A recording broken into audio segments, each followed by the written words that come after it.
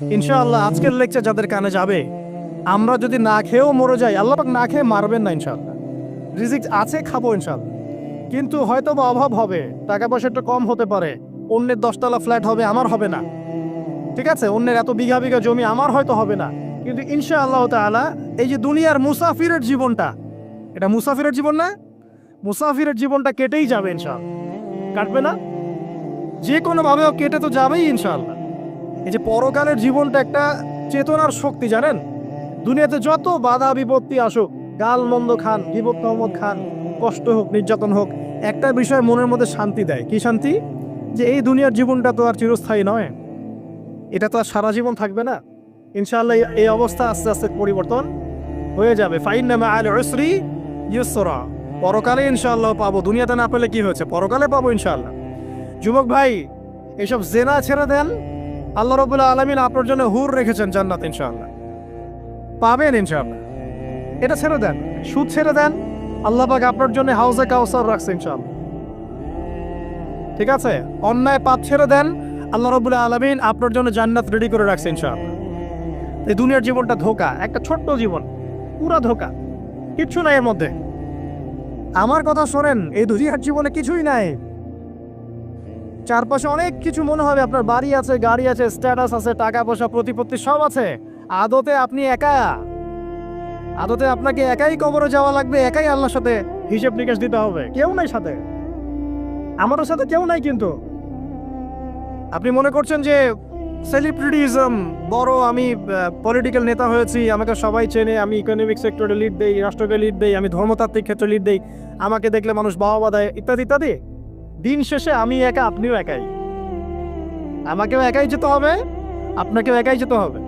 এগুলো সব চারপাশের খালি অন্ধ মোহ, আর কিছু না। তো এই মোহের মধ্যে ঢুকে পড়বেন না, আল্লাহ পাক তৌফিক ইনায়াত করুন। নবী সাল্লাল্লাহু আলাইহি ওয়াসাল্লাম বারবার বলতেন, আল্লাহুম্মা ইন্নী আউযু বিকা মিন ফিতনাতিদ দুনিয়া, বলতেন না, হে আল্লাহ, আমি এই দুনিয়ার ফিতনা থেকে তোমার কাছে আশ্রয় প্রার্থনা করছি। ওয়া ইন্নী আউযু বিকা মিন ফিতনাতিন নিসা, আমি মহিলাদের ফিতনা থেকেও আশ্রয় প্রার্থনা করছি। আরো দোয়া করতেন, আল্লাহুম্মা ইন্নী আউযু বিকা মিন আযাবিল কবর, হে আল্লাহ, আমি কবরের আযাব থেকে আশ্রয় প্রার্থনা করছি। ওয়া আযাবি জাহান্নাম, জাহান্নামের আযাব থেকে আশ্রয় প্রার্থনা করছি। ওয়া মিন ফিতনাতিল মাহইয়া ওয়াল মামাত, জীবন মৃত্যুর ফিতনা থেকে আশ্রয় প্রার্থনা করছি। ওয়া মিন শাররি ফিতনাতিল মাসিহিদ দাজ্জাল, এবং দাজ্জালের ফিতনা থেকে আশ্রয় প্রার্থনা করছি।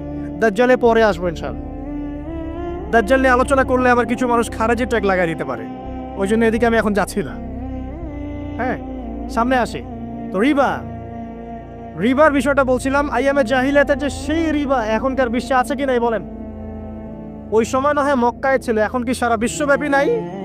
বিশ্বের কোনো কান্ট্রি রিবা মুক্ত না, বিশ্বের কোনো দেশ রিবা থেকে মুক্ত থাকতে পারবে না, এই বিশ্ব পরিচালনা যারা করছে ওদের আন্ডারে থাকলে। কখন হবে বিশ্ব রিবা মুক্ত?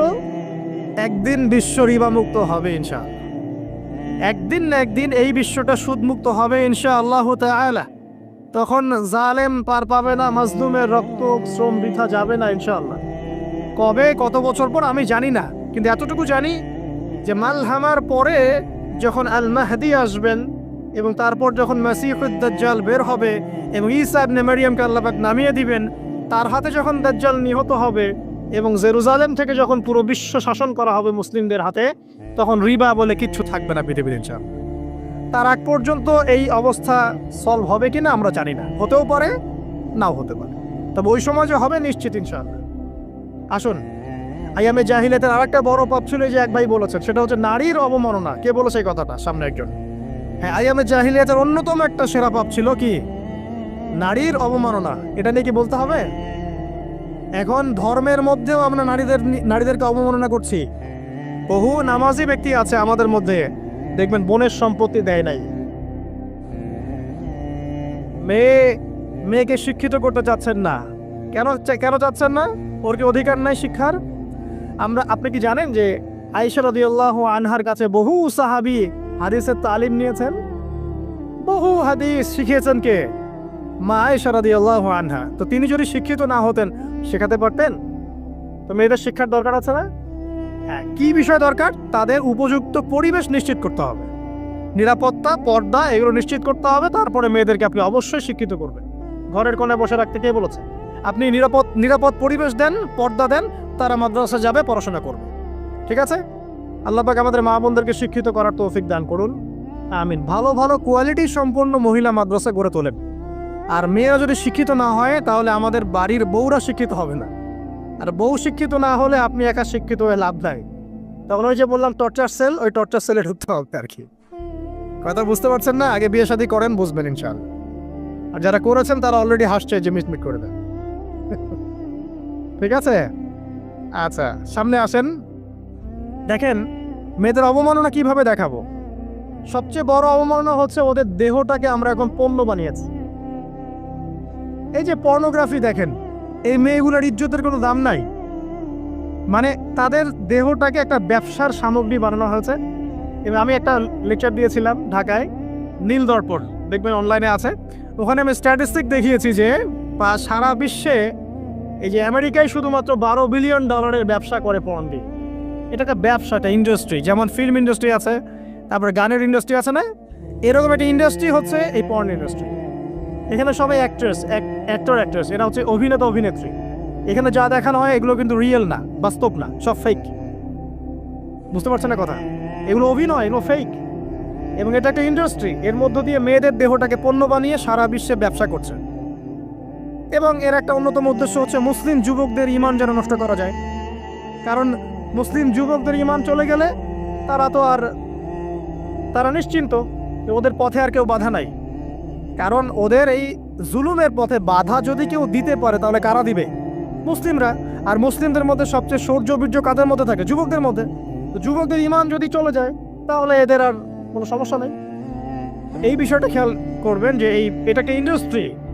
সো এখানে আমরা মেয়েদের দেহটাকে আমরা কি বানিয়েছি? পণ্য বানিয়ে দিয়েছি। আর এখন তো চলছে কাপড় খোলার সংস্কৃতি। প্রত্যেকটা সেক্টরে আপনি গিয়ে দেখবেন মেয়েদের ইজ্জত, সম্মান, আব্রুটাকে উন্মুক্ত করে এটাকে দিয়ে আমরা বিজনেস করছি আর কি। এটা একটা বিজনেস। এখানে সমাধান কি? সমাধান আয়েশা রাদিয়াল্লাহু আনহা। সমাধান ফাতিমা রাদিয়াল্লাহু আনহা। সমাধান খাদিজা রাদিয়াল্লাহু আনহা। আমাদের মা, আমাদের বোন, আমাদের স্ত্রীদেরকে তাদের মতো করে মানুষ করতে হবে, গড়ে তুলতে হবে ইনশাআল্লাহ। দেখবেন নারীর সত্যিকারের সম্মান নিশ্চিত হবে ইনশাআল্লাহ। ইসলাম কি কখনো বলেছে যে মেয়েরা কাজ করতে পারবে না, পড়াশোনা করতে পারবে না ইত্যাদি? এই নাস্তিকরা তো ঠুনকো যুক্তি দিয়ে আক্রমণ করে। কে বলেছে? সমস্যা এমন ইসলামিক স্টেট আছে যেখানে একটা স্টুডিও, মনে করে স্টুডিও, ছবি তোলা হয়, কথার কথা, সেখানে সব কর্মী মহিলা, কোনো পুরুষ নাই। একটা মাদ্রাসা, সমস্ত কর্মী মহিলা, কোনো পুরুষ নাই। একটা স্কুল, সবাই মহিলা, কোনো পুরুষ নাই। ওখানে মেয়েরাই পড়ে, মেয়েরাই শেখায়। জায়েজ না জায়েজ বলেন? একটা নিরাপদ পরিবেশে যদি মেয়েরাই মেয়েদের দায়িত্ব নিয়ে পড়াশোনা করায়, ব্যবসা করে, অন্য কিছু করে, জায়েজ না জায়েজ? তাহলে পরিবেশ নিশ্চিত করাটা হচ্ছে চ্যালেঞ্জ। ইসলাম বলছে না যে আপনি তাকে একদম অজ্ঞ করে রেখে ঘরের কোণে ফেলায় রেখে দেন, তাকে আপনি পড়াশোনাও শেখাবেন না, সম্পত্তির অধিকারও দিবেন না, কিছুই না। এগুলো ইসলাম কখনো বলেনি। বলেছে? আরে বোকা মানুষ! রাসূলুল্লাহ সাল্লাল্লাহু আলাইহি ওয়াসাল্লামের সময় তো মহিলা সাহাবীরা উহুদের যুদ্ধ করেছে। কি শুনলেন? রাসূল সাল্লাল্লাহু আলাইহি ওয়াসাল্লামের সময় মহিলা সাহাবী উহুদের যুদ্ধও করেছে। উহুদের যুদ্ধের নাম শুনেছেন? ওখানে মহিলা সাহাবীও ছিল, তীরন্দাজ। তাহলে মহিলারা কি করে নাই নবীর যুগে? আর খাদিজা রাদিয়াল্লাহু আনহা যত বড় ব্যবসায়ী ছিলেন, এখন এত বড় ব্যবসায়ী পাবেন? কোনো মেয়ে আছে এত বড় ব্যবসায়ী? উসমান রাদিয়াল্লাহু আনহু যত বড় বিজনেসম্যান ছিলেন, এখন এত বড় বিজনেসম্যান আছে? তো কি ছিল না সেই স্বর্ণযুগে? ওই স্বর্ণযুগের সুন্নতি আমাদেরকে আমল করতে হবে। আল্লাহ পাক তৌফিক এনায়েত করুন, আমিন। প্রিয় মা ও বোনেরা, পর্দা ছাড়বেন না। আপনাদের জন্য 4টা কাজ: স্বামীর আনুগত্য করা, লজ্জাস্থানের হেফাজত করা, আপনার 5 ওয়াক্ত সালাত ঠিকঠাক মতো আদায় করা এবং রমজান মাসে সাওম রাখা। নবীজি বলেছেন সাল্লাল্লাহু আলাইহি ওয়াসাল্লাম, জান্নাতের যে কোনো দরজা দিয়ে ইচ্ছা আপনি প্রবেশ করতে পারবেন। আপনার জন্য সহজ।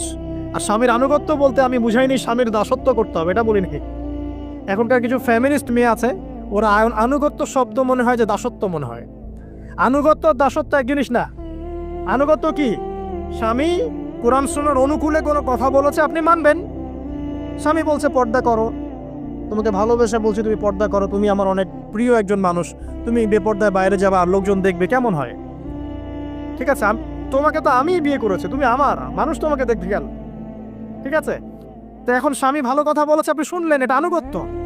আর ওই স্বামী যদি বলে আসো তো আমার কলিগরা এসেছে, ওকে খাবার সার্ভ করতে হবে, আসো খাবারটা পরিবেশন করো, এখন আপনি বেপরোয়া হয়ে আপনার স্বামীর কলিগের সামনে খাবার পরিবেশন করতে শুরু করলেন, এটা কি আনুগত্য করতে হবে? এটা তখন আপনি আনুগত্য করবেন না। সিম্পল, কোরআন সুন্নাহর অনুগত কাজে আপনি স্বামীর আনুগত্য করবেন, বিপরীতে গেলে আপনি করবেন না। স্বামীর আনুগত্য মানে স্বামীর দাসত্ব নয়। আর এই হাদিসটা আপনি কেন ভুলে যান যে আল্লাহ রাসূল সাল্লাল্লাহু আলাইহি ওয়াসাল্লাম বলেছেন আল্লাহ ছাড়া যদি কাউকে সেজদা করা যেত, সম্মান বুঝাচ্ছেন, আল্লাহ ছাড়া যদি কাউকে সেজদা করা জায়েজ হতো, আমি মেয়েদেরকে বলতাম যেন স্বামীকে সেজদা করে। কেন? কারণ আপনাকে রেসপন্সিবিলিটি, আপনার খাবার, আপনার ফুড, আপনার শেল্টার, আপনার মানে পুরো দায় দায়িত্ব নিজের হাড় ভাঙা পরিশ্রম দিয়ে, জীবনের ঝুঁকি নিয়ে স্বামী আপনার জন্য করে। সে আপনার সম্মান পাওয়ার যোগ্য তো? সে কি আপনার সম্মান পাওয়ার যোগ্য নয়? আপনি যদি সম্মানের হক আদায় না করতে পারেন তাহলে আপনি অকৃতজ্ঞ। আর অকৃতজ্ঞ মেয়ে কখনো জান্নাতে যাবে? একটা হাদিসে আছে বেশিরভাগ মেয়ে জাহান্নামে যাওয়ার অন্যতম কারণ হচ্ছে তারা স্বামীর সাথে কুফুরি করে। কি করে?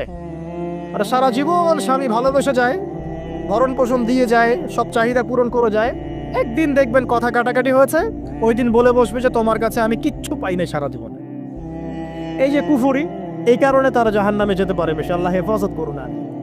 আরেকটা কারণ হচ্ছে যে বেপর্দা। আপনাকে 4টা মূলনীতি ফলো করতে হবে। 1, এমন কোনো পোশাক পরবেন না যে পোশাকটা আটো-সাটো, যেটা পরলে আপনার গায়ের কাঠামো বোঝা যায়। এটা বোরখা হলেও পরা যাবে না। আমি কি বোঝাতে পারছি? ডিজিটাল বোরখা দেখেন নাই? দেখছেন? মাশাআল্লাহ। আর কারা কারা দেখছেন? এদিকে চোখ বেশি যায় না? আচ্ছা, এমনি দেখা যায়, চোখ দিতে হয় না, এমনি দেখা যায়। ডিজিটাল বোরখা চলবে না, ডিজিটাল বোরখা চলবে না। আমার মত, এটা আমি মত দিচ্ছি, আমি আল্লাহর রাস্তায় সময় দিয়েছি অনেক দিন, এবং এখানে যে পর্দাটা শেখানো হয় এরকম পর্দা আমি অন্য কোথাও দেখি নাই। এত চমৎকার পর্দা শেখানো হয়। কারা কারা সময় লাগিয়েছেন? 3 দিন 7 দিন সময় দিয়েছেন কারা কারা? বেশিরভাগই দেন নাই। সমস্যা নাই, দিতে হবে। আমি বাধ্যতামূলক বলিনি আপনাকে, বলেছি এখানে পর্দা শেখানো হয়, চমৎকার পর্দা শেখানো হয়, যে এখানে চোখটা পর্যন্ত তাদের ঢেকে রাখার তালিম দেওয়া হয়। যাই হোক, যেখানেই শেখেন অ্যাটলিস্ট পর্দাটা শিখলেই হলো। এমন পোশাক হবে না যেই পোশাকটা আটো-সাটো, যেটা পরে আপনার গায়ে কাঠামো বোঝা যায়। 2 নম্বরে এমন পোশাক পরা যাবে না যেই পোশাকটা পরলে বাহির থেকে ভিতরের অঙ্গ দেখা যায়। দেখেছেন? দেখেন নাই? দেখছেন হুজুর? আচ্ছা, আপনারা তো সব দেখেন দেখি।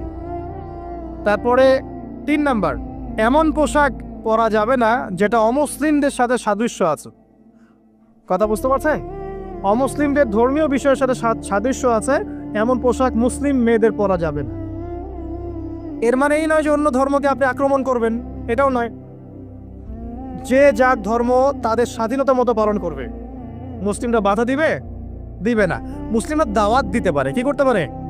দাওয়াত দিতে পারে যে ভাই, এই যে লা ইলাহা ইল্লাল্লাহর কনসেপ্ট আপনাকে বুঝাচ্ছি, আল্লাহ ছাড়া কোনো মাবুদ নাই, মুহাম্মদ সাল্লাল্লাহু আলাইহি ওয়াসাল্লাম সর্বশেষ রাসূল, এই কোরআন পড়ুন, হাদিস পড়ুন, দেখুন এটাই হচ্ছে মানবতার মুক্তির সনদ।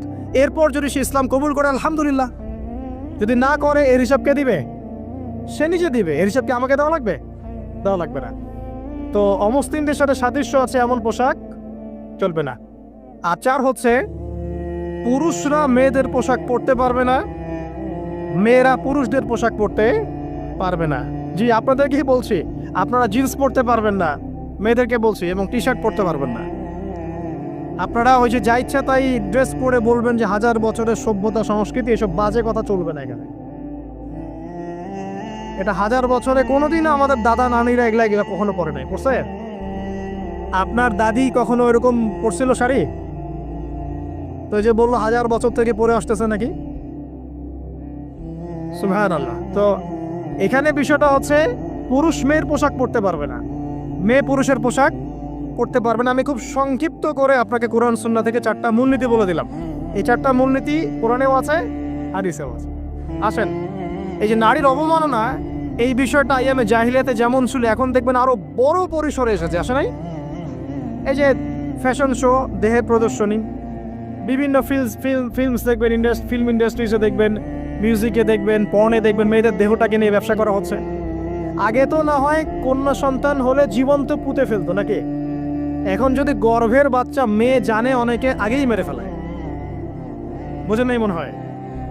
অনেকে যদি জানে যে গর্ভে মেয়ে সন্তান আছে আগেই মেরে ফেলায়। এমন অনেক দেশ আছে, আমি নাম বলছি না দেশের সঙ্গত কারণে, যে সে দেশে এরকম মেয়ে সন্তানকে এই যে খালাস করে ফেলার, নষ্ট করে ফেলার, ভ্রূণ নষ্ট করার আলাদা ক্লিনিক আছে, আলাদা হসপিটাল আছে। বলেন নাউজুবিল্লাহ। তো আসলে ওই 1450 বছর আগের মানুষটা বেশি বর্বর ছিল না আমরা বেশি বর্বর? এই যে অধিকারের কথা বলে বলে আমরা মেয়েদের দেহটাকে নিয়ে এখন মস্করা করছি, তামাশা করছি। সবচেয়ে সেরা অধিকার কোথায় পাবে? কোরআনে পাবে, হাদিসে পাবে, ইসলামে পাবে। তার পর্দা নিশ্চিত হবে, দেহ সেফ থাকবে, তার ইজ্জত নিশ্চিত হবে, ইজ্জত সেফ থাকবে, তার সম্মান সেফ থাকবে, তাকে রাজরানীর মতো স্বামী বাসায় রাখবে, কারণ সে হচ্ছে তার কাছে সবচেয়ে মূল্যবান প্রিয় বস্তু। শুধু তাই নয়, সম্পত্তির অধিকার তাকে দিতে হবে। একজন মেয়ে তার ভাইয়ের সম্পত্তি পাবে, তার বাবার সম্পত্তি পাবে, তার স্বামীর সম্পত্তি পাবে, সব দিক থেকে সে সম্পত্তি পাবে। আর একজন ছেলে কিন্তু সব দিক থেকে সম্পত্তি পাবে না। তো এই বিষয়গুলো যখন এক শ্রেণীর মানুষ বোঝে না, তখন ইসলামের বিরুদ্ধে অহেতুক প্রোপাগান্ডা চালানো শুরু করে। সবচেয়ে সেরা সম্মান রক্ষার উদাহরণ দেয়া হয়েছে ইসলামে, কোরআনে এবং হাদিসে। এই কথাটা আপনাদের মা বোনদেরকে বোঝাবেন, তবে নম্রতার সাথে বোঝাবেন, কারণ উচ্চবাচ্য করলে তারা কথা শুনবে না। আর আল্লাহ রাসূল সাল্লাল্লাহু আলাইহি ওয়াসাল্লাম বলেছেন, কিছুটা বাঁকা হাত দিয়ে তাদেরকে তৈরি করা হয়েছে। যদি আপনি শক্ত করে চাপ দিতে যান তাহলে ভেঙে যাবে, আর যদি আপনি ওই অবস্থায় ছেড়ে দেন তাহলে বাঁকাই থেকে যাবে। এখানে আপনাকে হিকমা অবলম্বন করতে হবে। আল্লাহ পাক তৌফিক দান করুন। একটা বিষয় বলছিলাম, ওই যে শিরকের পাপ এখন গ্লোবালাইজেশন হয়েছে না, ওই সুদের পাপ এখন গ্লোবালাইজেশন হয়েছে না। গ্লোবালাইজেশন বোঝেন? মানে বিশ্বায়ন, পুরো বিশ্বে ছড়িয়ে পড়েছে না। আর একটা হচ্ছে এই যে মেয়েদের অবমাননা, এটা সারা বিশ্বে ছড়িয়ে পড়ে নাই। আচ্ছা, আর দুটো বলবো, এরপর বলে আমি শেষের দিকে যাচ্ছি। আসেন, একটা হচ্ছে মাদক। আইয়ামে জাহিলিয়াতের অন্যতম সেরা পাপ ছিল কি? মাদক। ওই যে বলছেন জাহিলি যুগ, কেন বলছেন জাহিলি যুগ? বিকজ ওইখানে মাদক খেত মানুষ বেশি। এখন বলেন, ওখানে না হয় মক্কায় মাদক খেত মানুষ, এখন সারা বিশ্বে মাদক ছড়িয়ে পড়ে নাই? বেশি না কম? এখন এই যে নতুন নতুন মাদক আসছে, ইয়াবা, আরও নাকি কি কি আসছে নতুন নতুন, আমরা নামও জানি না। এই যে গাজার নাম জানি, ফেন্সিডিলের নাম জানি, আর কি কি আছে, হিরোইন বলেন আর দু একটা, আফিম, আর কি আছে? হ্যাঁ, রেন্ডি, সুবহানাল্লাহ, এই নামও কখনো শুনি নাই আমি। আচ্ছা শোনেন, বিষয়টা হচ্ছে, দেখুন এই বিষয়টা কি হালাল না হারাম? আচ্ছা, এটাকে যদি আমরা হালাল করে নেই তাহলে কি হবে? কুফরি হবে না শিরক হবে? শিরক কুফর দুটোই হচ্ছে। কিন্তু এখন মক্কার কিছু মানুষ মাদক খেয়েছে বুঝলাম, আল্লাহ রাব্বুল আলামিন ধাপে ধাপে এখান থেকে বের করেছেন। প্রথমে বলেছেন মদ খেয়ে নামাজের ধার কাছে যেও না। হ্যাঁ, তারপরে বলেছেন এই যে মাদকে কিছুটা উপকার আছে কিন্তু বেশি ক্ষতি। তারপর বলেছেন খেয়ে নামাজের কাছে যেও না। তারপর ধাপে ধাপে শেষের দিকে এসে আল্লাহ পাক বলেছেন যে এটাকে ছেড়ে দাও। সূরা মাইদায় পড়ে দেখেন, এটা শয়তানের কাজ। তখন সাহাবায়ে কেরাম রাদিয়াল্লাহু আনহুম পুরোপুরি মাদক থেকে নিজেদেরকে মুক্ত করলেন। এরপরে কি কখনো তারা মাদক ছুঁয়েও দেখেছেন? বরং মাদক দ্রব্য সেবন করলে 40টা লাঠি বেত্রাঘাত করতে হয়, ইসলামিক শাস্তি। কয়টা লাঠি? আর ওমর রাদিয়াল্লাহু আনহুর সময়ে 40 লাঠিকে বাড়িয়ে 80 লাঠি করা হয়েছে। কত লাঠি? 80 লাঠি। কিন্তু আরো একটা পাপের শাস্তি আছে, বলবো? অপবাদ, এখন যেটা বেশি দেওয়া হয়, অপবাদ, মিথ্যা অপবাদ, সতীসাধী নারীর উপরে মিথ্যা অপবাদ, এর শাস্তি হচ্ছে 80 লাঠি। আবার 100 লাঠির শাস্তি আছে, 100 লাঠি। এটা কিসের জানেন? জিনা। এই যে যারা করছেন, এর শাস্তি হচ্ছে 100 লাঠি। তাও জনসমক্ষে দিতে হবে, গোপনে না। আর 1 বছরের জন্য এলাকা ছাড়া করতে হবে। রজম একটা শাস্তি আছে, রজম। এটা কি? রজম মানে পাথর নিক্ষেপ করে হত্যা। এটা তো বর্বর, তাই না? অমানবিক, মধ্যযুগীয়। এসব কথা শুনছেন না? শোনেন, কিছু কিছু বিষয় আছে যে বিষয়গুলো করার পরে এই পৃথিবীতে মানুষ বেঁচে থাকার অধিকারটা হারিয়ে ফেলে। কথা বুঝতে পারছেন না মনে হয়? কিছু কিছু পাপ আছে, এগুলো করলে পরে মানুষ এই পৃথিবীতে বেঁচে থাকার অধিকারটা হারায় ফেলে। যেমন কোনো বিবাহিত ব্যক্তি যদি জেনা করে, নাউজুবিল্লাহ, কোনো ছেলে যদি কোনো ছেলের সাথে যৌন সম্পর্ক করে, সমকামী করে, বা এটাকে যেটা গে মানে যেটা কি বলে সমকামিতা, ঠিক আছে, এই কাজ যদি কেউ করে, এই নোংরা কাজ যদি কেউ করে, কোনো মেয়ে যদি কোনো মেয়ের সাথে এরকম কোনো কাজ করে, একই পাপ। এইসব পাপ করলে পরে এই পৃথিবীতে বেঁচে থাকার অধিকারটা সে হারিয়ে ফেলে। কথা কি বুঝতে পারছেন? আচ্ছা, তখন শাস্তি হচ্ছে আল্লাহ রাব্বুল আলামিন পাথর নিক্ষেপ করে হত্যা করতে বলেছেন। কারণ হচ্ছে সে এত গর্হিত একটা কাজ করেছে যেটা এই শাস্তি পাওয়ার সম্পূর্ণ যোগ্য। এবং কওমে লূত নামে যে কওম ছিল, ওই কওমটাকে আসমানে উঠিয়ে আল্লাহ পাক পাথর বর্ষণ করে এভাবেই শেষ করে দিয়েছে। জর্ডান একটা দেশ আছে না, জর্ডানের পাশে ডেড সি নামে একটা জায়গা আছে, ডেড সি, মৃত সাগর। ওইখানে সাদুম নামে একটা গোত্র থাকতো। কোন গোত্র? সাদুম। ওই সাদুম গোত্র এরকম সমকামী ছিল। আল্লাহ রাব্বুল আলামিন লূত আলাইহিস সালামকে পাঠিয়েছিলেন, তারা হেদায়েতের বাণী শোনে নাই। আল্লাহ পাক ওদেরকে আসমানে উঠিয়ে পাথর নিক্ষেপ করে উল্টা দিকে দাফন করে দিয়েছেন। নাউযুবিল্লাহ। তো কিছু কিছু পাপ আল্লাহ পাক সহ্য করেন না, আল্লাহ পাকের আরশ কেঁপে ওঠে। এই পাপগুলো সেরকম পাপ। কথা বুঝতে পারছেন? তো এই যে জিনা, পর্নোগ্রাফি, ব্যভিচার, পরকী, এগুলোর মধ্য দিয়ে আমরা নারীর অবমাননা করছি না? এবং ধর্মের মাধ্যমে মাঝে মাঝে করছি, যখন আমরা ধর্মের নামে মেয়েদের অধিকার দিচ্ছি না। অনেকেই সম্পত্তির অধিকার দিচ্ছেন না, অনেকেই শিক্ষিত করছেন না, অনেকেই আরো এই যৌতুক নিচ্ছেন না, অনেকেই যে বিয়ের সময় যৌতুক নেয়, এটা তো মেয়ের উপর, মেয়ের পিতার উপর টর্চার করা, সম্পূর্ণ হারাম। তারপরে দেখবেন, রিপোর্টগুলো পড়ে দেখবেন যে এই বছর 2022, এই 22-এই গভর্নমেন্ট রিপোর্ট অনুযায়ী নিবন্ধিত প্রায় 1339টা ধর্ষণের মামলা হয়েছে। তো এটা এখন অ্যাভেলেবল, যে কোনো সব জায়গায় ধর্ষণ হচ্ছে, এখন অ্যাভেলেবল। মানুষ এটাকে স্বাভাবিক মনে করছে, এখন নর্মাল ধর্ষণ হতেই পারে, মানুষ এখন এমন মনে করছে। প্রত্যেক দিন পেপার খুলবেন, দেখবেন রেপের খবর, প্রত্যেক দিন খবর শুনবেন ধর্ষণের খবর। আর সব খবর তো আসে না, আসে হয়তো 10%, 20%, 30%, বেশিরভাগই আসে না। এলাকায় মোড়ে মোড়ে দেখবেন, গ্রামে গঞ্জে শহরে বন্দরে খালি ইফটিজিং দেখবেন, খালি ইফটিজিং। মেয়েদেরকে যৌন হয়রানি করা হচ্ছে, বাসে, অটোতে, টেম্পুতে, সব জায়গায়। বাসের মধ্যে মেয়েকে রেপ করে ফেলা হচ্ছে। একটা বাচ্চা মেয়ে যে বোঝেও না যে সেক্সুয়াল বিষয়গুলো কি জিনিস, ওকেও রেপ করা হচ্ছে। এই যে মহামারী, আপনি তো বুঝতে পারছেন না যে আমরা কোন সমাজে আছি।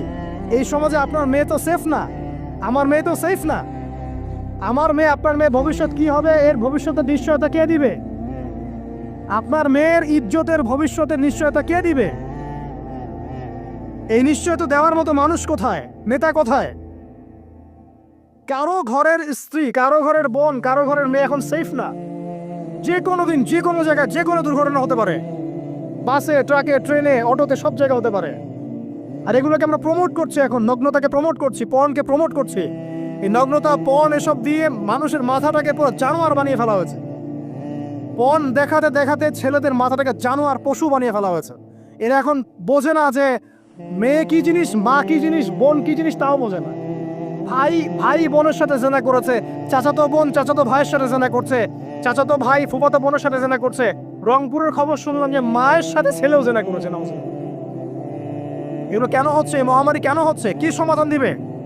সমাধান ইসলামে ছিল, আমরা নেই নাই। সমাধান হচ্ছে, প্রথম সমাধান অশ্লীলতার মহামারী বন্ধ করতে হবে। পর্নোগ্রাফির সমস্ত সাইটগুলো বন্ধ করে ফেলতে হবে। আজকের নিউজ দেখেছি আমি, এটা আমি ধন্যবাদ জানাই বাংলাদেশ গভর্নমেন্টের যে তথ্য প্রযুক্তির যে সেন্টার আছে, প্রায় 26,000 পর্ন সাইট তারা বন্ধ করে দিয়েছে, আলহামদুলিল্লাহ। তো কথা বললে তো কাজ হবে, কথা না বললে কাজ হবে কিভাবে? 26,000 পর্ন সাইট তারা বন্ধ করে দিয়েছে। যখন সমাজের মানুষ পর্ন দেখতে দেখতে পশু হয়ে গেছে, আপনি বাইরে এই যে আলখাল্লা টুপি দাড়ি পরে ঘুরলে লাভ আছে? ভিতর থেকে তো আপনি পশু। দেখবেন মসজিদ ইমাম সাহেব নামাজ পড়তে এসেছে, বাসায় পর্ন দেখে আসছে, নামাজে কোনো মনোযোগ নাই। দেখবেন টাপাটাপ নামাজ পড়ছে, কোনো মনোযোগই নাই, পর্ন দেখে। ইমানের আলোচনা করবেন, খুব লাফালাফি করলো, 2 দিন পর দেখবেন কোনো খবর নাই, পর্ন দেখতে দেখতে ভিতরটা শেষ, ড্যামেজ। পর্নোগ্রাফিতে যে একবার আসক্ত হয়েছে, তার মধ্যে ইমানের কোনো তেজই থাকবে না, কোনো তেজ থাকবে না। এখন আলেম জালেম সবার ফোনে দেখবেন পর্ন চলে আসতেছে, কেউ দেখতে না চাইলেও তাকে দেখতে বাধ্য করা হচ্ছে। ফেসবুকে ঢুকবেন, নগ্ন দৃশ্য। এই নগ্নতা দিয়ে, এই পর্নোগ্রাফি দিয়ে, এই যে মিডিয়ার মধ্য দিয়ে প্রমোটিংটা দিয়ে ব্যভিচার ছড়িয়ে দেয়া, জেনা ছড়িয়ে দেয়া, অশ্লীলতা ছড়িয়ে দেয়া, পরকীয়া ছড়িয়ে দেয়া, এর মধ্য দিয়ে নারীর সম্মান, দেহ, ইজ্জতকে আমরা এখন রাস্তার সাথে মিশিয়ে দিয়েছি। কিসের অধিকারের কথা বলছে? কিসের নারী অধিকারের কথা বলছে? খালি ডিগ্রি সার্টিফিকেট অর্জন করতে পারলেই অধিকার হয়? আমার তো ইজ্জতই ঠিক থাকলো না, আমার অধিকার কোথায় থাকলো? একটা সার্টিফিকেট অর্জন করার জন্য কলেজের মেয়েদেরকে বড় বড় নেতার বেডরুমে ঢুকানো হচ্ছে, দেখেন নাই? তো একটা সার্টিফিকেট অর্জন করতেই হবে আমাকে, নিজের ইজ্জত বিক্রি করে দিয়ে হলেও আমার সার্টিফিকেট অর্জন করতেই হবে। লাথি মারি এসব পড়াশোনার পিছনে, দরকার নেই আমার পড়াশোনা। পড়ছে বাসায়, এলাকায় এলাকায় মহিলা মাদ্রাসা করেন, মাদ্রাসায় মেয়েদেরকে পড়ান। আমি খুব দুঃখের সাথে বলছি, অনেক মাদ্রাসাতেও এরকম কোনো ঘটনা কিন্তু ঘটেছে না? এখানে একটা কথা আমরা পরিষ্কার করতে চাই, সেটা হলো যে পাপী, রেপি, ধর্ষণী, সে আলেম করুক আর জালেম করুক, ইমাম করুক আর জালেম করুক, ফাসেক করুক, সবাইকে সমান শাস্তি নিশ্চিত করতে হবে। আর শাস্তি হবে দৃষ্টান্তমূলক, যেন আরো 10 জন থেকে শিক্ষা নেয়। ওই যে ইসলামে আছে না হাত কেটে ফেলা, কি কারণে বলেন তো? কারণ সবাই যখন দেখবে এই যে খুঁটির সাথে বেঁধে একটা চোরের হাত কেটে ফেলা হয়েছে, এলাকার সব মানুষ দেখেছে, চুরি বাড়বে না কমবে? নিশ্চিত চুরি কমে যাবে ইনশাআল্লাহ। তো এই যে নারীর অবমাননার ওই যুগের চেয়ে এই যুগে বেশি না কম? আপনি ভালো করে আল্লাহর নূর দিয়ে দেখেন। আমি প্রথমে বলেছি, শুধু বাইরের চোখ দিয়ে দেখলে সব বুঝতে পারবেন না। আল্লাহ পাকে নূর দিয়ে দেখেন, কোরআন সুন্নাহর গভীর জ্ঞান দিয়ে দেখেন, দেখবেন ওই জাহিলিয়াতের চেয়ে 1000 গুণ বেশি জাহিলিয়াত এখনকার বিশ্বে চলছে। আল্লাহ পাক আমাদের মা বোনদের ইজ্জত হেফাজত করুন, তাদের সম্মান হেফাজত করুন। আমরা দোয়া করি আল্লাহ পাক তাদেরকে উচ্চশিক্ষায় শিক্ষিত করুন, নিরাপত্তা নিশ্চিত করুন। কেউ যদি ওদের দিকে খারাপ চোখ তুলে তাকায়, আল্লাহ পাক সেই চোখকে যেন ধ্বংস করে দেয়। আল্লাহ পাক তাদের ইজ্জতের প্রতি যদি কেউ খারাপভাবে হাত বাড়ায়, তাদের শাস্তি যেন নিশ্চিত করার তৌফিক আল্লাহ পাক আমাদেরকে দান করেন। আল্লাহ পাক আমাদের মা বোনদেরকে মহামূল্যবান মনে করে আমাদেরকে হেফাজত করার তৌফিক দান করুন, আমিন। আর তাদেরকে যারা নগ্ন করতে চায়, আল্লাহ পাক এদেরকে ধ্বংস করে ছেড়ে দিন, আমিন। আল্লাহ পাক বলেছেন, যারা চায় মুমিন মুসলিমদের সমাজে অশ্লীলতা ছড়িয়ে পড়ুক, দুনিয়া এবং আখিরাত উভয় জাহানে আল্লাহ পাক এদেরকে ধ্বংস করবেন। আরেকটা বলে শেষ করি, সেটা হলো, কয়টা বলেছি ভাই? জাহিলিয়াত। ইমাম মুহাম্মদ বিন আব্দুল ওয়াহাব রাহিমাহুল্লাহ তার একটা বইয়ের মধ্যে 1000টা জাহিলিয়াত আছে। আমি 5টা বাছাই করেছি। কয়টা? 5টা। কয়টা বলেছি? 4টা। এক হচ্ছে কি বলেছিলাম? শিরক। আছে না নাই? রিবা এখন আছে না নাই? 3 নম্বর কি ছিল? মাদক। আর 4 নম্বর নারীর অবমাননা। মাদক তো বুঝলেন, এটা তো আমার চেয়ে আপনারা ভালো বুঝেন, মাদক সব জায়গায় আছে। আরেকটা কথা বলি, দেখুন মাদক নিয়ে একটা কথা বলি, শুনুন। আপনাদের কি কখনো গায়ে কখনো ফোড়া হয়েছে? কার কার গায়ে ফোড়া হয়েছে বলি, হাত তুলেন। কেমন ব্যথা? ফোড়া ফেটে গেলে কি বের হয়? রক্ত আর পুঁজ বের হয়, তাই তো? তো নবী সাল্লাল্লাহু আলাইহি ওয়াসাল্লামকে সাহাবীরা পরে জিজ্ঞাসা করলেন, ইয়া রাসূলুল্লাহ, কোন পাপের কারণে তাদেরকে এই শাস্তি দেওয়া হচ্ছে? নবী করিম সাল্লাল্লাহু আলাইহি ওয়াসাল্লাম বললেন, তাদেরকে এই শাস্তি দেওয়া হচ্ছে একটা পাপের কারণে, সেটা হলো মাদক দ্রব্য সেবন করা। আর ওই পানি, ওটার নামও নবীজি বলে গেলেন, তার নাম হচ্ছে তিনাতুল খাবাল। কি নাম? তিনাতুল খাবাল। এই তিনাতুল খাবাল মানে জাহান্নামীদের রক্ত এবং পুঁজ, এটা খেতে দেওয়া হচ্ছে মাদক দ্রব্য সেবনকারীদের জন্য। আল্লাহ রাসূল সাল্লাল্লাহু আলাইহি ওয়াসাল্লাম বলেছেন, কোনো ব্যক্তি যদি মাদক সেবন করে, তার 40 দিনের নামাজ কবুল হবে না। সে যদি আবার তওবা করে ফিরে আসে, আল্লাহ পাক মাফ করে দিবেন ইনশাআল্লাহ। যদি আবারও মাদক খায়, আবার 40 দিনের নামাজ কবুল হবে না। তারপর যদি আবার তওবা করে, আবার আল্লাহ মাফ করে দিবেন ইনশাআল্লাহ। তারপর যদি আবার মাদক খায়, আবার 40 দিনের নামাজ কবুল হবে না। তারপর যদি আবার তওবা করে, আবার আল্লাহ মাফ করে দিবেন। তারপরে যদি আবার মাদক খায়, তখন আল্লাহ রাব্বুল আলামিন তাকে তিনাতুল খাবাল পান করাবে। প্রিয় ভাইরা, আপনারা মুসলিম না? আমরা মুসলিম না? মুসলিম যুবকদের সবচেয়ে সেরা অস্ত্র হচ্ছে ঈমান এবং নৈতিকতা। অন্যরা জাহিলিয়াতের স্রোতে ভেসে যাক, মুসলিম তরুণরা কখনো জাহিলিয়াতে যাবে না ইনশাআল্লাহ। আমার সাথে ওয়াদা করেন যে কোনো প্রকার মাদক দ্রব্যের সাথে সংশ্লিষ্ট থাকবেন না। একটা সিগারেটেও কখনো টান দিবেন না। কারণ সিগারেটটা কি? সিগারেট আপনাকে আস্তে আস্তে অন্য মাদকের দিকে নিয়ে যাবে। সিগারেট খাওয়া শিখেছিস, এখন গাঁজাও খা। গাঁজা খাওয়া শিখলে এখন ওটা খা এই করতে থাকে। এক পর্যায়ে আপনি এখান থেকে আর বের হতে পারবেন না। এখানে আপনার দেহের ক্ষতি, আপনার মস্তিষ্কের ক্ষতি, আপনার পরিবারের ক্ষতি। এমন আপনি যদি পরবর্তীতে গিয়ে পরিবার গঠন করতে চান, আপনি সুখী পরিবারও গঠন করতে পারবেন না, কারণ ভিতর থেকে আপনি নিজেকে শেষ করে ফেলেছেন। দুইটা ভয়ঙ্কর পাপের কথা বলে দেই। এই দুইটা পাপে যারা আসক্ত হয়ে আছে, তারা তওবা করে ফিরে আসলে পরেও সারা জীবন তাদেরকে এটা সাফার করতে হবে। কথা বুঝতে পারছেন না? তওবা করে ফিরে এসেছেন মনে করে, তারপরেও আপনাকে সারা জীবন এই পাপের ফলটা ভোগ করতে হবে। এক, মাদকদ্রব্য।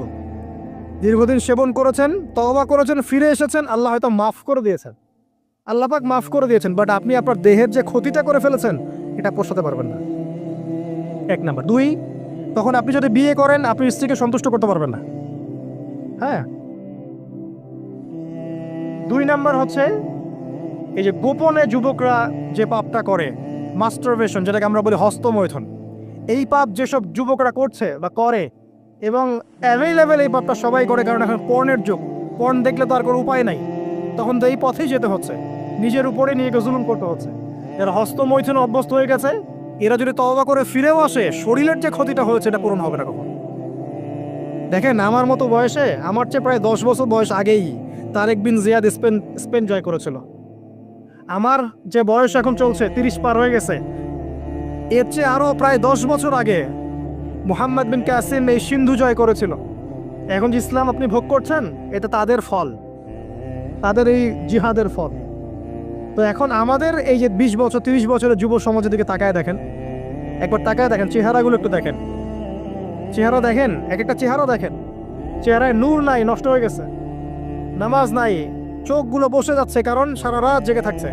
ওই যে টিকটক টিকটক টিকটক সারা রাত, হ্যাঁ, সারা রাত ফোনে, সারা রাত গল্প গুজব। রাত্রেবেলা দেখবেন, রাত্রেবেলা শহর যেন জীবিত হচ্ছে। রাত্রেবেলা ক্যারাম খেলে, রাত্রে লুডু খেলে, রাত্রে এটা করে, রাত্রে সে, সারাদিন ঘুম, সারাটা দিন ঘুম। আপনি কি জানেন সারা রাত কে জেগে থাকে? সারা রাত কে ঘুমায় আর সারা দিন কে জেগে থাকে? সারা রাত জেগে থাকে কুকুর, এবং সারাদিন ঘুমায় কুকুর। আর দেখবেন আপনি বিড়ালকে দেখবেন, ও কিন্তু রাত্রে ঘুম, এবং দিনের বেলা সে অ্যাক্টিভ। পাখিকে দেখবেন, পাখি সন্ধ্যা হলো একদম ঘরে, যেই সূর্য ডুববে পাখি একদম ঘরে, দেখেন না? পাখি ঘরে। আর যেই ফজর হবে পাখি বের হয়ে গেল। আর আল্লাহ রাসূল সাল্লাল্লাহু আলাইহি ওয়াসাল্লাম হয়তো বা এই কারণেই, আল্লাহ ভালো জানেন, তিনি বলেছেন এমন কিছু মানুষ জান্নাতে যাবে যাদের মনটা হবে পাখির মতো। সুবহানাল্লাহ।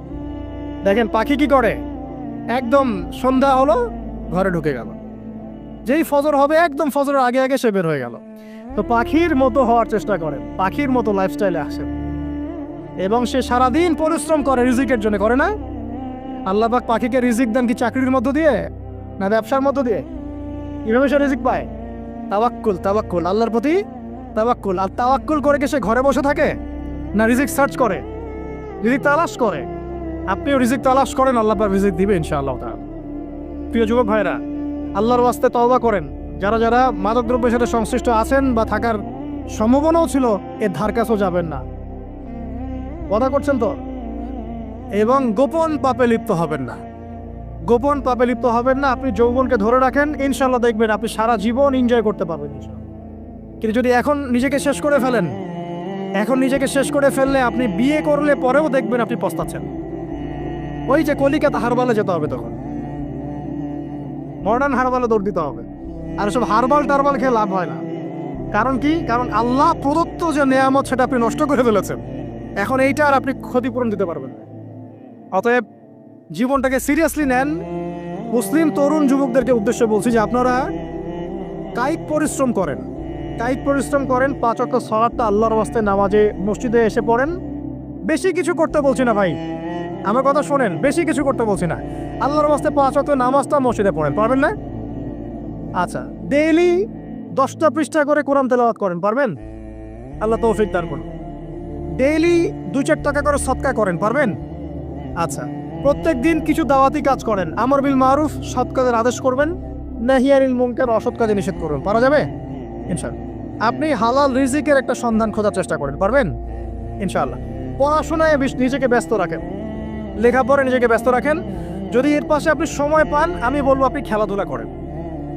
যদি সময় কিছু বের করতে পারেন, কায়িক কিছু পরিশ্রম করেন, প্রয়োজনে কিছু কসরত করেন, জিম করেন, খেলাধুলা করেন, তারপরেও পর্নে যায় না, তারপরেও গার্লফ্রেন্ডের পিছনে সময় নষ্ট করেন না, তারপরেও যে টিকটক, ফেসবুক, ইউটিউব নিয়ে পড়ে থাকেন, ওগুলোর চেয়ে খেলাধুলা করা অনেক ভালো আছে। অ্যাটলিস্ট আপনি ফিজিক্যালি ফিট থাকবেন। অনেকে বলতে পারে যে এটা না করলে হয়, এটা বাজে কাজ, সময় নষ্ট। আমি মনে করি এখনকার যুবকরা যেসব পথে সময় নষ্ট করছে, এর চাইতে অ্যাটলিস্ট খেলাধুলা করলে ভালো ছিল। একটা সময় ছিল না, আজকে থেকে 10 বছর আগে প্রচুর খেলা হতো না? ক্রিকেট হতো, ফুটবল হতো, এই ব্যাডমিন্টন হতো শীতকালে, তাই না? খেলার লিপ্ত থাকলে কিন্তু আমাদের মধ্যে একটা হৃদ্যতা, একটা বন্ড তৈরি হতো, একটা বন্ড। আমরা অনেক টুর্নামেন্ট খেলতাম না?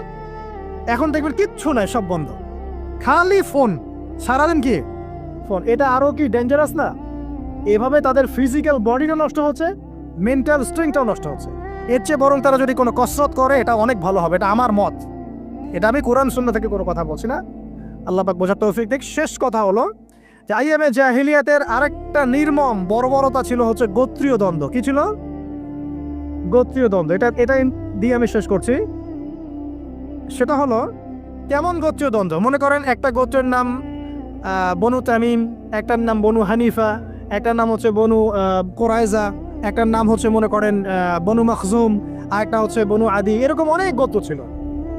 এই গোত্রগুলোর মধ্যে আপোষে দ্বন্দ্ব চলতো, খুব সামান্য কারণে তারা দীর্ঘস্থায়ী যুদ্ধ করত। একটু বোঝার চেষ্টা করেন, খুব সামান্য কারণে তারা লম্বা লম্বা যুদ্ধ করত। একটা উটকে কেন্দ্র করে প্রায় 80 বছর যুদ্ধ হচ্ছে। কত বছর? 80 বছর। এখন আপনাকে বলি, এই যে জাহেলিয়াতের এই যে গোত্রীয় হানাহানি, মারামারি, কাটাকাটি, এটা কি এখন সারা বিশ্বে ছড়িয়ে পড়েছে কি পড়ে নাই? আল্লাহ নূর দিয়ে দেখেন, পড়েছে কি পড়ে নাই? দেশে দেশে হানাহানি বেড়েছে না কমেছে? রাসূলুল্লাহ সাল্লাল্লাহু আলাইহি ওয়াসাল্লাম 23 বছর নবুয়তের জীবনে যতগুলো জিহাদ করেছেন এবং সারিয়া করেছেন, এতে সব মিলে হয়তো 2 থেকে 3 হাজার মানুষও মারা যায় নাই। ঠিক আছে? কিন্তু এখনকার দেখবেন প্রথম বিশ্বযুদ্ধেই কয়েক কোটি মানুষ শেষ, দ্বিতীয় বিশ্বযুদ্ধেই আরও কয়েক কোটি মানুষ শেষ, আর সামনে যে নিউক্লিয়ার যুদ্ধ হতে যাচ্ছে, আল্লাহু আলাম কবে হবে, এবং এটা হইলে যে কি হবে পৃথিবীর অবস্থা আল্লাহই ভালো জানে। এমন নিউক্লিয়ার ওয়েপন্স আছে যেটা আসমানে যদি বিস্ফোরণ ঘটানো হয়, তাহলে ওই দেশের সমস্ত ইলেকট্রনিক জিনিসগুলো নষ্ট হয়ে যাবে। বুঝতে পারেন না এই কথা?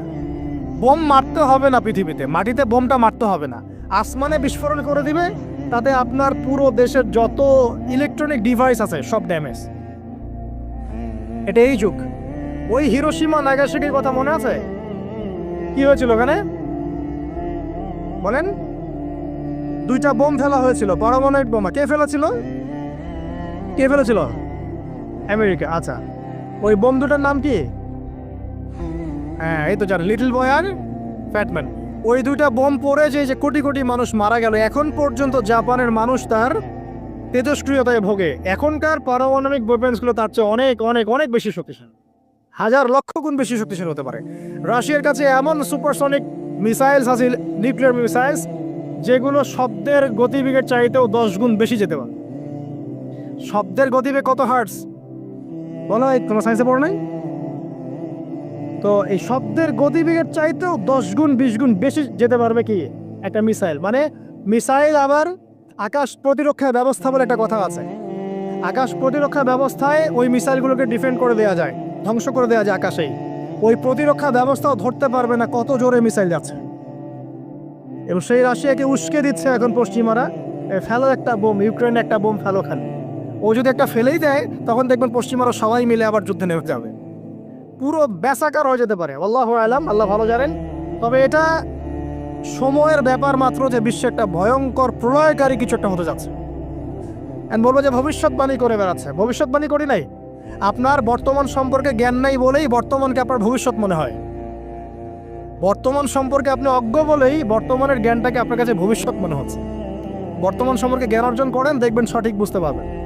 নিউক্লিয়ার যুদ্ধের দ্বার প্রান্তে তো যেটা বলছিলাম, যে এই যে গোত্রীয় হানাহানি দেখেন ছড়িয়ে পড়েছে, আর এই হানাহানিকে উস্কে দিচ্ছে কারা? এই হানাহানিকে উস্কে দিচ্ছে একটা শ্রেণী, তার নাম জায়নিস্ট মুভমেন্ট। তারা কি চায়? তারা চায় চীনকে তাইওয়ানের সাথে বিরোধ বাঁধিয়ে দিতে। তারা চায় বাংলাদেশের অভ্যন্তরে একটা ফাসাদ লাগিয়ে রাখতে, তারা চায় মিয়ানমারকে দিয়ে বাংলাদেশকে বিজি রাখতেন, তারা চায় ইউক্রেনকে দিয়ে রাশিয়াকে বিজি রাখতে, তারা চায় ইসরায়েলকে দিয়ে প্যালেস্টাইনকে বিজি রাখতে, বিভিন্ন জায়গায় সব সেট করে রাখা হয়েছে আর কি। এবং তার উদ্দেশ্য হচ্ছে পৃথিবী থেকে মানব জাতি কমিয়ে ফেলা, এবং আস্তে আস্তে যেন ওদের যে agenda, they want to rule the world, তারা সারা ওয়ার্ল্ডটাকে রুল করতে চায় এবং ইসলামকে পুরো মুছে ফেলতে চায়। এবং ইসলাম শুধু না, ধর্মতাত্ত্বিক যে কোনো কনসেপ্ট আসলেই ওটাকে মুছে ফেলতে চায়, যে কোনো ধর্মকেই তারা সহ্য করতে পারছে না। তো এই উদ্দেশ্য বাস্তবায়নের জন্য তারা এই কাজগুলো করে বেড়াচ্ছে। আইয়ামে জাহিলিয়াতের সেই যে সুন্নত, ওই যে জাহিলিয়াত এখন সারা বিশ্বে এভাবে ছড়িয়ে পড়েছে। অতএব আপনার চোখ কান খোলা রাখতে হবে। ভয়ঙ্কর অবস্থা সামনে, দেখেন না, গভর্নমেন্ট বলছে এখন সামনে ভয়ঙ্কর খাদ্য সংকট দেখা দিবে, কৃষিজ দিকে ফোকাস করতে বলছে এবং নিজেদের খাদ্য উৎপন্ন করার দিকে মনোযোগী হতে বলছে। এই কথাগুলো 5 বছর থেকে বলি নাই, তখন তো খারেজি হয়ে গেছিলাম। এখন এই কথাগুলো খোদ আমাদের দেশের প্রাইম মিনিস্টারও বলছেন, আলহামদুলিল্লাহ, তাকেও সেই বুঝ আল্লাহ পাক দান করেছেন। তো এই যে কথাগুলো, এগুলো কোনো অনেক গল্প কাহিনী না। যারা ওয়ার্ল্ড অ্যাফেয়ার্স বোঝেন তারা জানেন যে বিশ্ব এখন একটা ভয়ঙ্কর একটা অবস্থার সম্মুখীন হয়েছে। এটা আপনারা বুঝতে হয়তো দেরি করে ফেলছেন। আল্লাহ পাক আপনাদেরকে বোঝার তৌফিক দান করুন, আমিন। শেষ কথা বলি, ওই দ্বন্দ্বটা কিন্তু দেশ থেকে দেশ ছড়িয়েছে, যেমন ঠিক একইভাবে ধর্মের মধ্যেও ছড়িয়েছে। ধর্মের মধ্যেও আমরা কিন্তু বহু দলে ভাগ হয়ে গেছি। এমনকি মুসলিমদের মধ্যেও আমরা শততা বিভক্ত বিভিন্ন দলে আছে না? এক দল আরেক দলের লোকদেরকে সহ্য করতে পারে না, আরেক দল আরেক দলের ইমামকে সহ্য করতে পারে না, হ্যাঁ, এক সংগঠন আরেক সংগঠনকে সহ্য করতে পারে না। এই যে গোত্রীয় হানাহানির সুন্নত, ওই আইয়ামে জাহিলিয়াতের সুন্নত, এটা এখন মুসলিমদের মধ্যেও ঢুকে পড়েছে। প্রিয় ভাইরা, দেখুন, আমি এক কথায় বোঝাতে চাইলাম যে জাহিলি যুগ আপনি যেটাকে বলছেন, আইয়ামে জাহিলিয়াত যেটাকে বলছেন, যে কারণে বলছেন, ওই কারণগুলো প্রত্যেকটা কারণ এখনকার বিশ্বে মজুদ আছে। শুধুমাত্র স্বল্প পরিসরে না, এখন বড় পরিসরে মজুদ আছে। অতএব আপনাকে যদি আইয়ামে জাহিলিয়াতুল আকবার বলে কোনো বিশ্বকে রিকগনাইজ করতে হয়, তাহলে এখনকার বিশ্বকে করতে হবে। অতএব এই ওয়ার্ল্ড অ্যাফেয়ার্সটাকে বোঝেন, জাহিলিয়াতটাকে বোঝেন। এই জাহিলিয়াত থেকে উত্তরণের জন্যে সমাধান কে দিয়েছিল বলেন?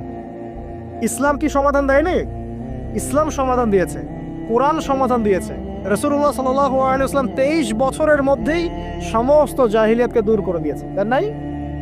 বলেন, 23 বছর পর কি মক্কায় শিরক ছিল? বলেন, 23 বছর পর কি মক্কায় সুদ ছিল?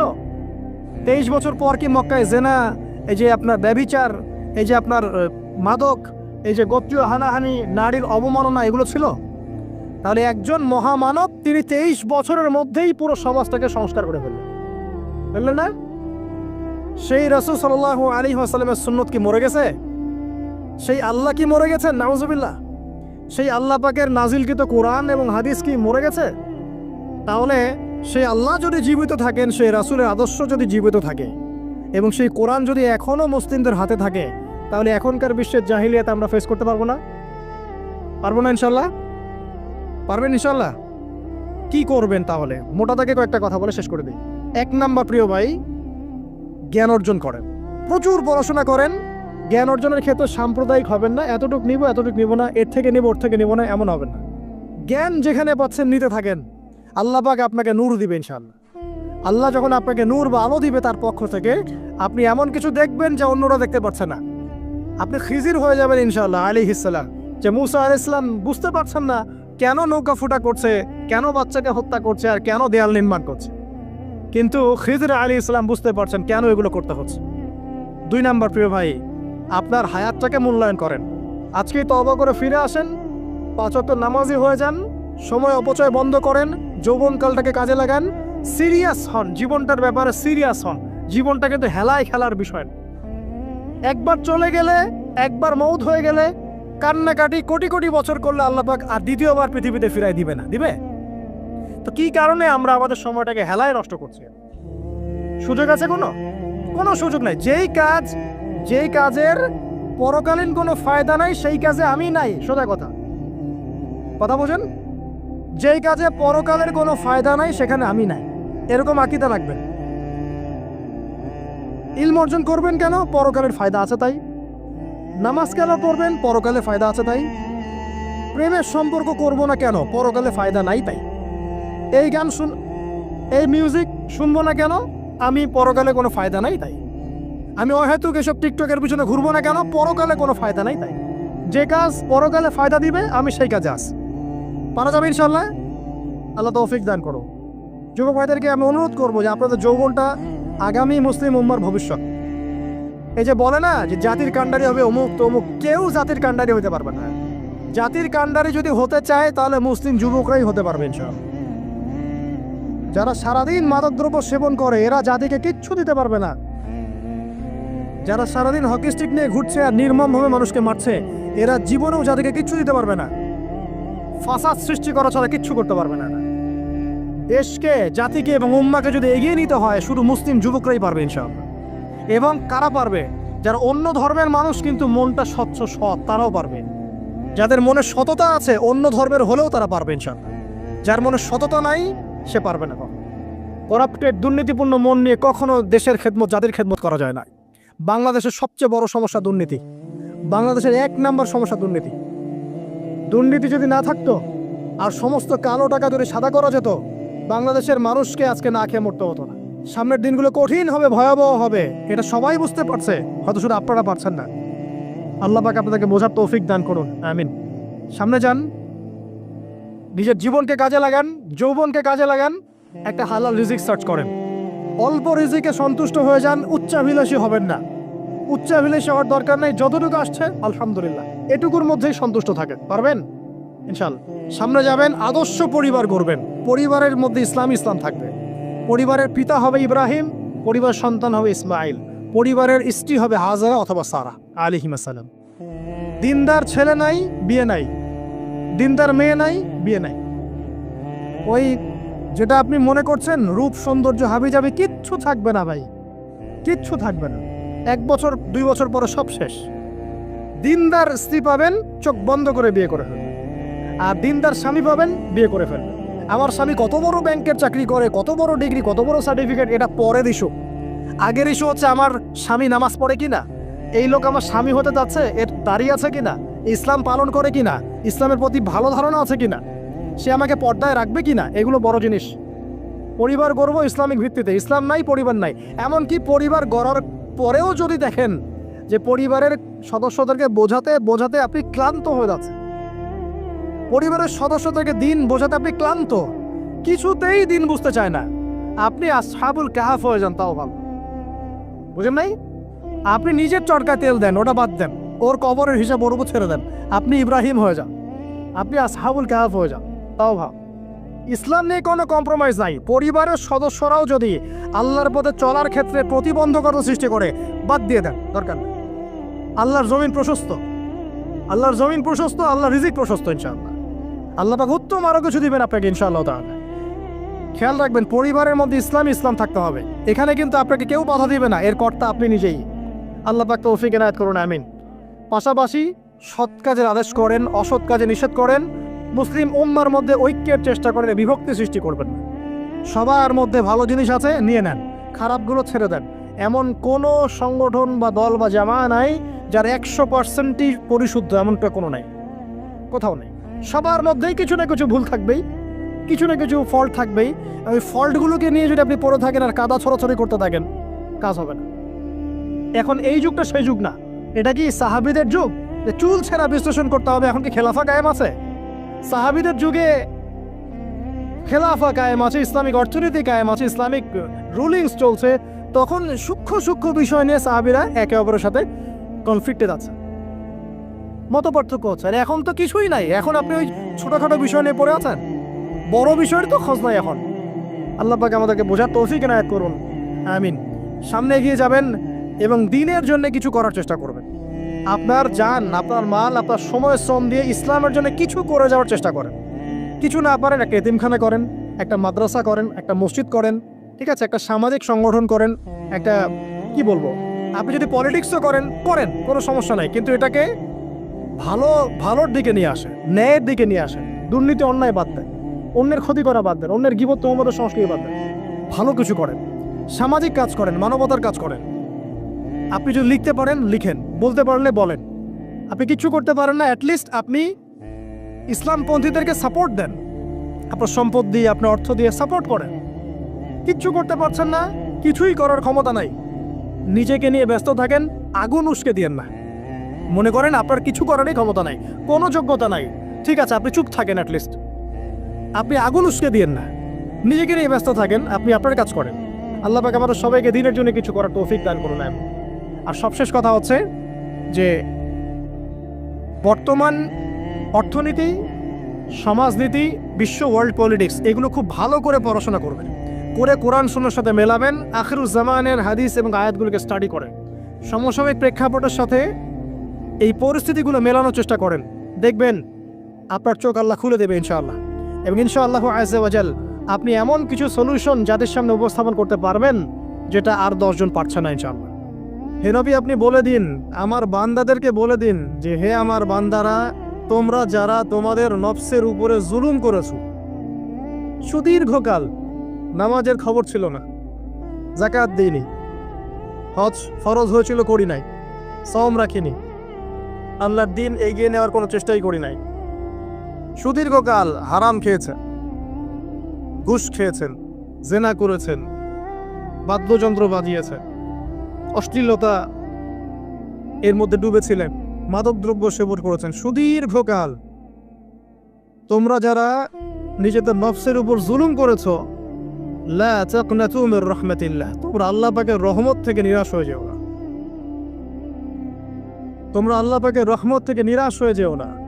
ইন্নাল্লাহা ইয়াগফিরুয যুনুবা জামিআ, আল্লাহ পাক চাইলে সমস্ত গুনাহ মাফ করতে পারেন। ইন্নাহু হুয়াল গফুরুর রহিম, তিনি হচ্ছেন পরম করুণাময়, অসীম দয়ালু। আমি আলোচনার সামনে নিয়ে যাওয়ার আগে একটা বিষয় বলে রাখতে চাই, এই আলোচনাকে একপাক্ষিকভাবে, একপেশেভাবে বুঝে নেওয়ার কোনো সুযোগ নাই। আল্লাহ পাক যেমন পরম করুণাময়, অসীম দয়ালু, ঠিক একইভাবে আল্লাহ রাব্বুল আলামিন শাদীদুল ইকাব, কঠিন শাস্তিদাতাও বটে।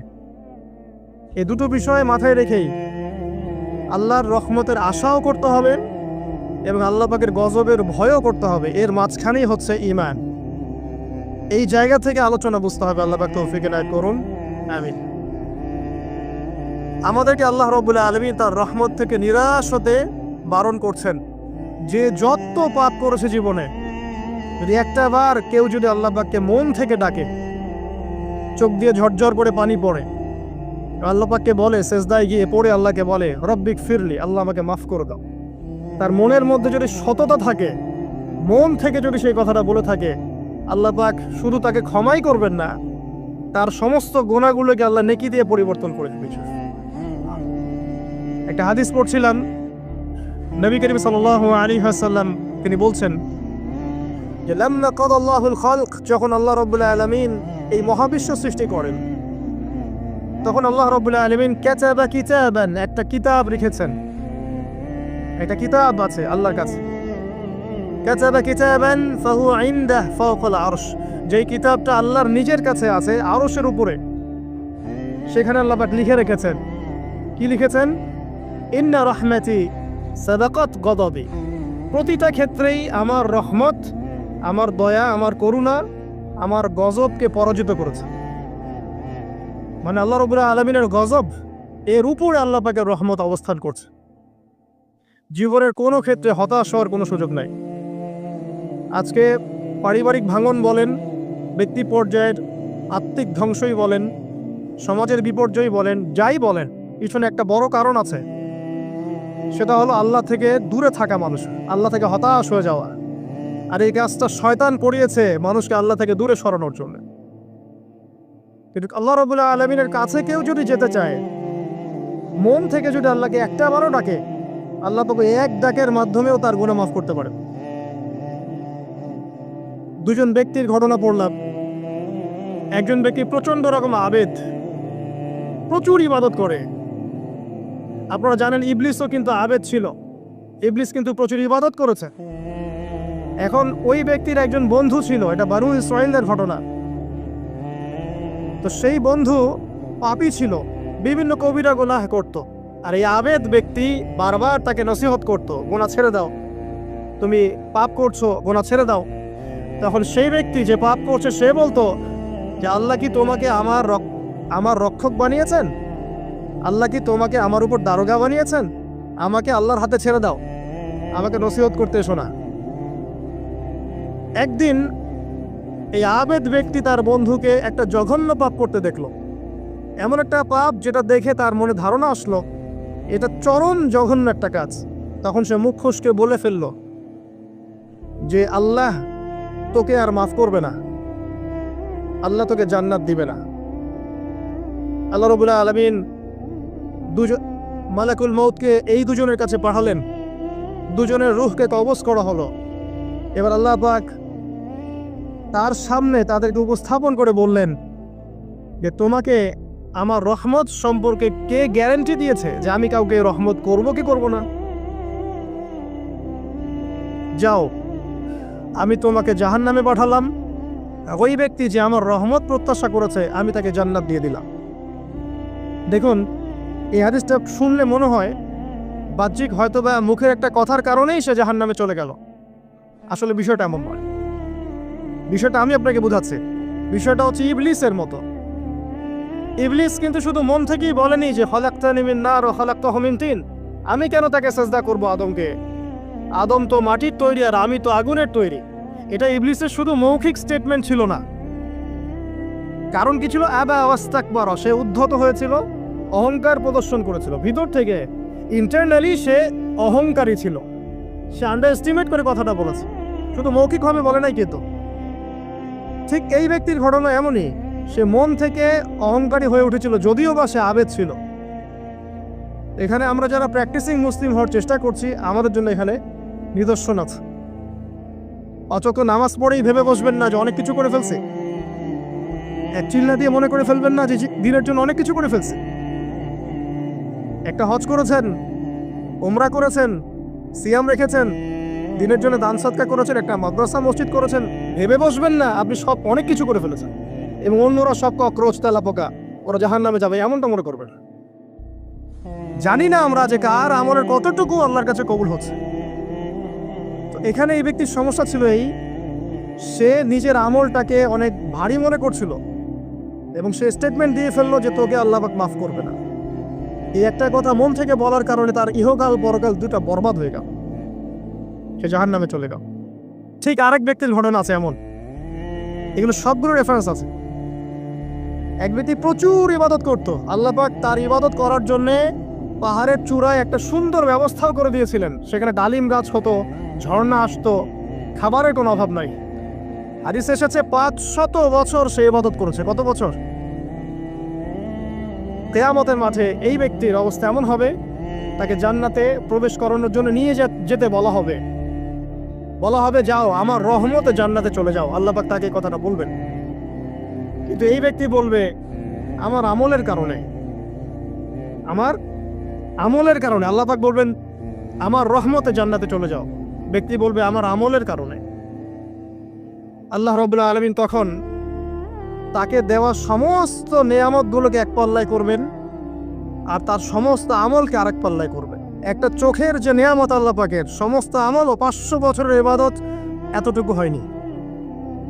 তারপর তাকে বলা হবে ওকে জাহান্নামে নিয়ে যাও।